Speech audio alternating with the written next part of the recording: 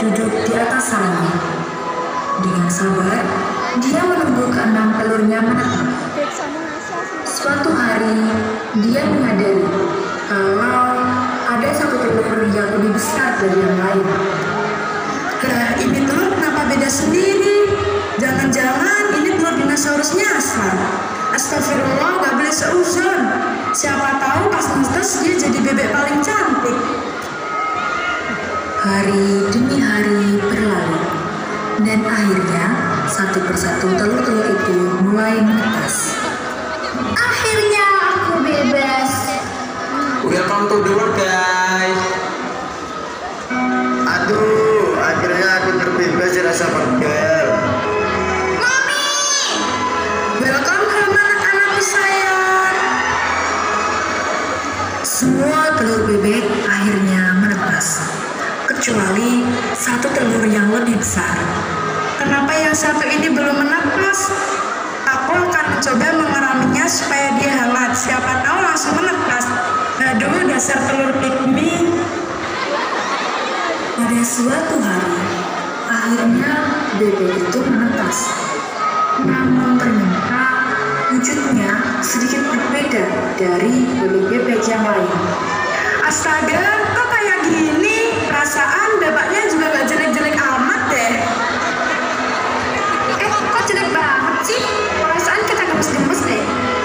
Iya, kok aku pikir itu sih? Bulumu kusut banget kayak gadis setrika. Mandi dulu di sana. Gede banget, sumpah. Beda banget sama kita-kita yang gemes dan lucu ini. Hari demi hari berlalu. Di hari-hari itu pula, bebek buruk-rupa itu mendapatkan berbagai macam ejekan dari saudara-saudaranya. Ketika mereka berjalan-jalan bersama dengan induknya, mereka selalu meninggalkan bebek buruk-rupa di belakang. Walaupun sudah terbiasa dengan hal itu, dia tetap merasa sedih.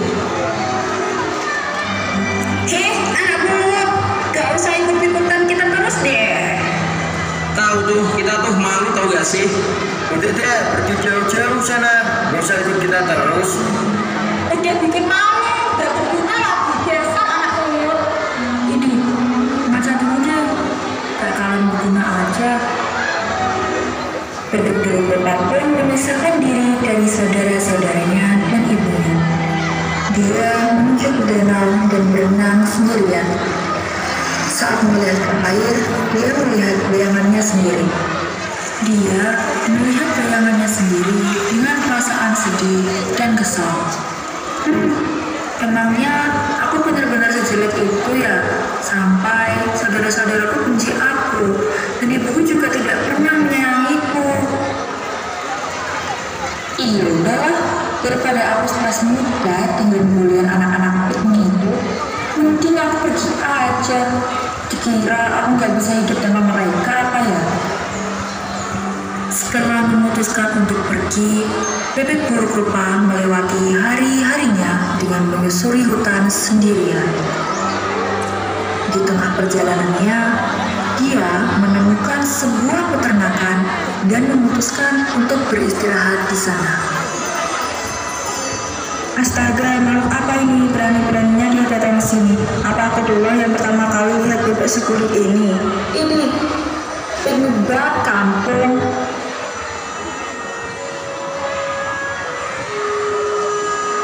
Anomali dari mana ini, boy? Ngeri amat. Lumayan ya kayaknya kalau foto terus buat nakut-nakutin tikus. Sabar ya, mereka mulutnya emang gak cabai semuanya. BTW kamu habis kecebur got mana? Api kapan? Tepat di saat itu, pemilik pertanian sedang melihat keluar jendela. Dia merasa kasihan pada si bebek buruk-rupa yang berlarian ke sana kemari untuk mencari tempat istirahat. Aduh, kasihan sekali dia. Sepertinya dia terkucilkan. Apa aku rawat dia aja ya?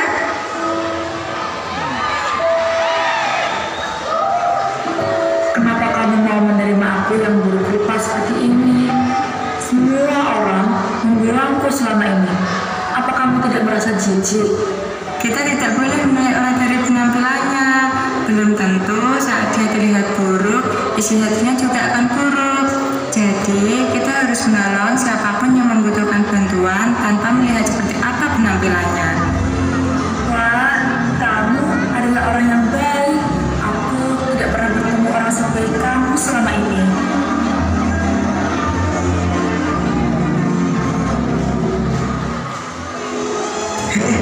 Ngapain sih kamu di sini?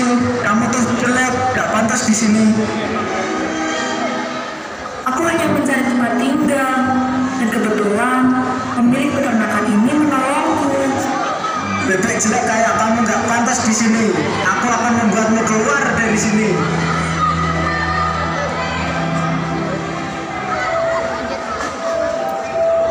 Terima kasih sudah menerima aku di sini, Nyonya. Aku harus pergi karena aku tidak ingin merepotkanmu dan membuatmu terkena masalah. Baiklah kalau begitu, jaga dirimu baik-baik ya. Jika membutuhkan sesuatu, datang saja kepadaku.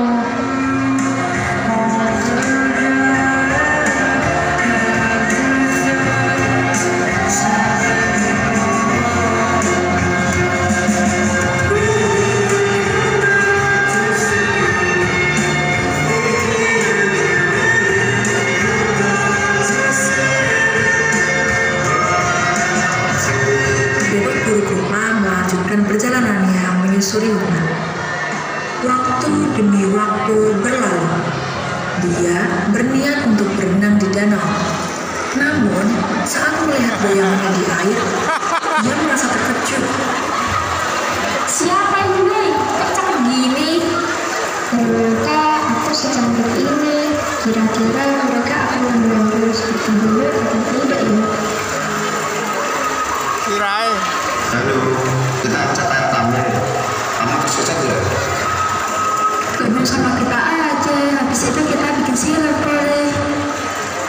Ternyata aku adalah telur angsa yang tidak sengaja tercampur dengan telur bebek. Sejak hari itu, bebek Purba hidup bahagia dengan angsa-angsa lainnya karena ia sudah mengetahui jati dirinya sebagai seekor angsa yang cantik. Pesan yang dapat kita ambil dari cerita ini adalah kita tidak boleh merendahkan orang lain hanya karena penampilannya. Kita harus berteman dengan siapapun tanpa membeda-bedakan, karena yang terlihat buruk belum tentu buruk, dan yang terlihat baik belum tentu baik, dan semua orang